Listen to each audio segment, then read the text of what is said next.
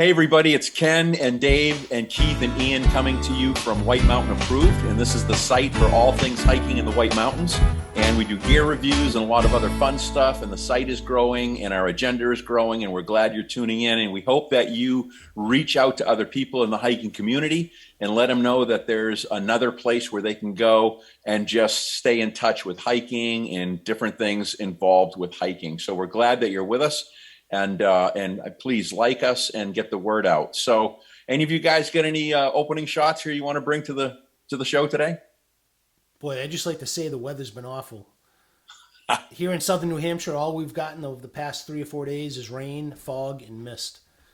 We haven't seen the sun since Monday. Yeah, it's just been awful. The hiking conditions, I haven't been up north since a couple days before Christmas, and that was the hike with Ian and Keith.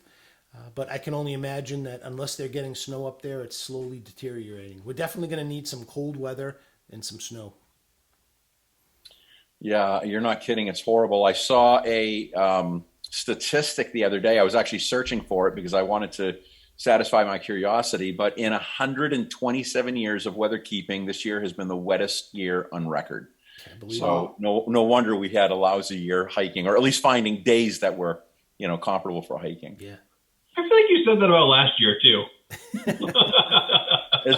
It's been wet years. There's no doubt about it. But no, this year definitely 127 years. I was amazed when I came across that. It's funny because I get some time off and a fair amount of time off, and all year long I was looking for a week that had like at least 4 to 5 sunny days in it, and it just never happened. I'm at the end of the year and I still have time off to use. It's horrible. Yeah.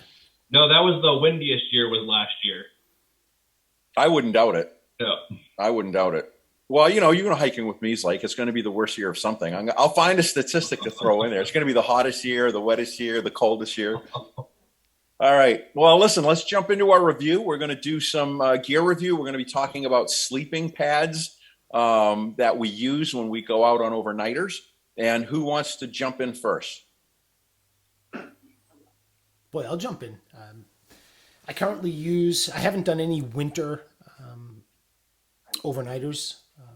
So the only ones I've done currently are 3-season. So we did a couple in September that were fairly chilly. I believe I've also done one in October. And what I currently use is I have 2 Thermarests. I have the Zoll Light, which is basically like a foam pad. It's the accordion style so that you can get it to the back of your pack. That one works really well, but it's not terribly insulated. I'm not sure what the R factor is, but I'm assuming it's not very great. I also have a Thermarest, and I don't know the model number, and I can put it in the description after I look it up. It's one that you can pump up a little bit. You can add air to it. And that one, it's quite a bit heavier, but it certainly adds a little bit of a buffer between you and the cold ground or the cold rock. So that one must have a small R rating. I'm assuming it's like an R3 or something like that. So those are the 2 that I've used currently, but I'm definitely in the market for a new one. One that has a higher R rating, especially getting into the cooler months. That would definitely help for me. And eventually I do want to do winter overnights. So I definitely want to get something that has a nice R rating to it. Nice. And you've had pretty good night's sleeps on those pads, Dave? Yeah, I have. One of the things I like especially about the Thermarest Zoll Light is it's extremely light. It pretty much weighs almost nothing. You can strap it onto the back of your pack, and it's extremely light. So that's really nice. Great. Ian, how about you? What do you use? So summertime, I was using a Big Agnes AXL. It's pretty comfortable. And then I didn't realize until we started doing some overnights that it had 0 R value. It wasn't keeping me wasn't keeping me warm on the ground rather. So I was bringing a foam pad as well. And also, it is crinkly as all get out. It sounds like I'm sleeping on a ball of tinfoil. So I actually did some research, and I got a Nemo Tensor Flyer. They go for about $130 at REI. It's foam and air, so it's a kind of a combination pad. It has an R value of 3.3. It's super comfortable. It's completely silent. One thing is the whole self-inflating thing doesn't work very well. I've actually seen some of those little hand pumps or little micro air pumps that you can buy to blow it up so you're not getting your moisture into the pad as well, kind of bringing down the R value. It is a little on the bulkier side. It's definitely the size of a couple Nalgene's, but for me, it's worth the wait, and I'll probably use it year round. Another cool feature about it is it has silicone printed on the bottom, so it doesn't slide on the bottom of your tent or on a tarp or anything. But yeah, I'm loving it. It's been warm. We did our couple ones in September. I think we were easily down to the 30s, and I was toasting this in my bag for sure.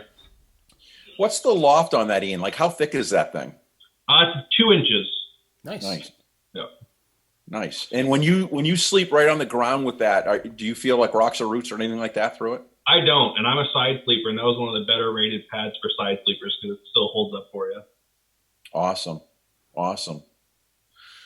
And Keith, you don't do a lot of overnighters, but you did a unforgettable one on the Bonds with us. And what about your experiences? Yes, you're right about that. I do not own a sleeping pad because I'm not a fan of overnighters. But 3 or 4 of us did the Bonds a couple of years ago, and I was kind of forced into it. We did all 3 in one day.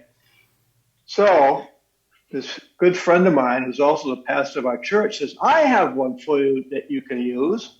I said, oh, good. And he says, I can also get a sleeping bag for you. I said, oh, that's good too. Ian said, well, I got a tent big enough for both of us. I said, good, I'm all set now. So we get all together. I get the sleeping bag, I get the pad. They're all rolled up. And I said, okay, good. So I hiked all the way in. We hiked in about 7 miles up to Bond Cliff, spent the night.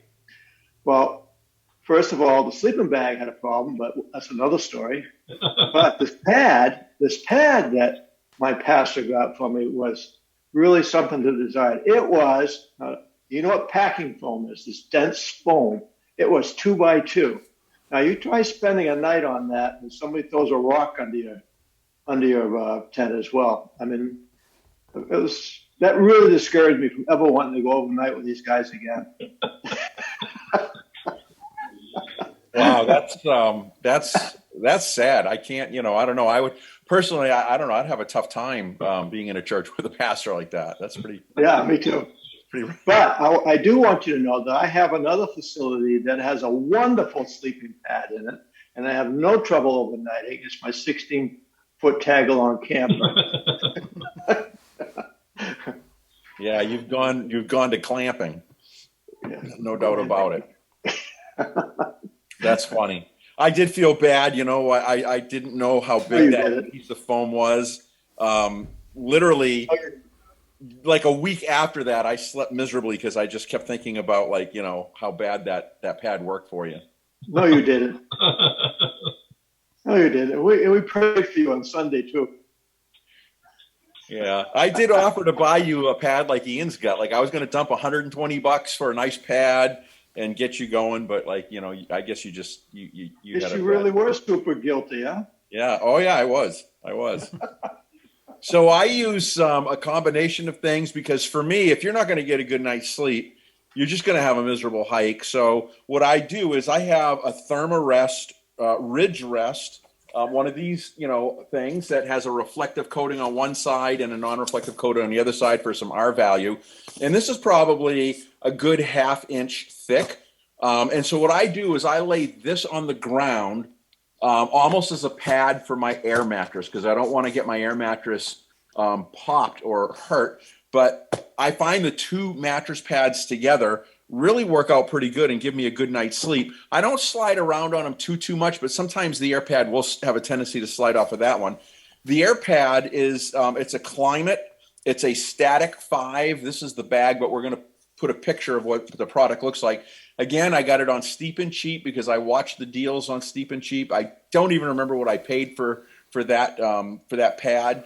It wasn't too much. Again, it was I think an overstock, or they were reducing the stock. And then I also have a Climate air pillow, and this is the Pillow X inflatable.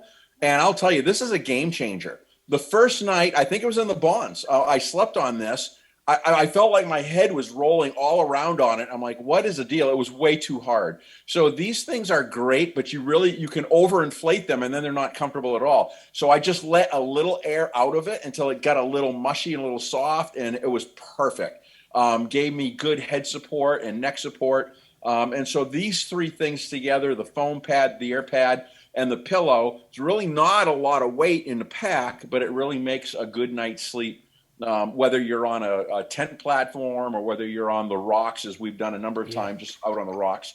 So those are a couple of the things that we use. We hope that helps you, and we'd love to hear from you. So please contact us, guys. Any parting shots? Anything you'd like to say about some of our adventures while sleeping out? I know we've had a couple of really great times out there. Yeah, I'd like to throw out that some of the sunrises we've managed to catch just because we've been out there. We're on the trail, we're sleeping out there, we can get up early, and we can jump up over to the summit and catch those sunrises have been spectacular.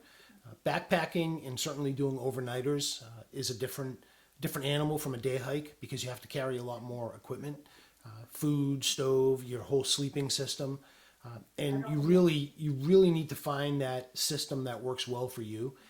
And I know we all use different equipment that sort of works for each one of us. I know we all have different sleeping bags and different pads, but I think we've all become accustomed to our own gear, and it really makes. I know I've had some really enjoyable overnights because of the gear that I have. I also have, and we'll talk about sleeping bags in another issue, but I have a mountain hardware that works out very well. But I definitely. think one big thing that's clicked for me, especially when we did the Ethan Pond Trail, was there's so much stuff out there to explore. You don't always have to hit a peak. Yep. There's awesome views. There's awesome trails. Just get out there and enjoy more of it. Yeah. And especially a lot of people like to hike because they're not fond of doing things around people. So if you get on some of those less beaten trails, you can probably be alone instead of being on top of Franconia Ridge in the middle of summer. You can be out enjoying the wilderness by yourself. That's a great point. Yeah, that's a great point. And that Ethan Pond Trail that we did, I think that was me and Dave and Ian on that overnighter.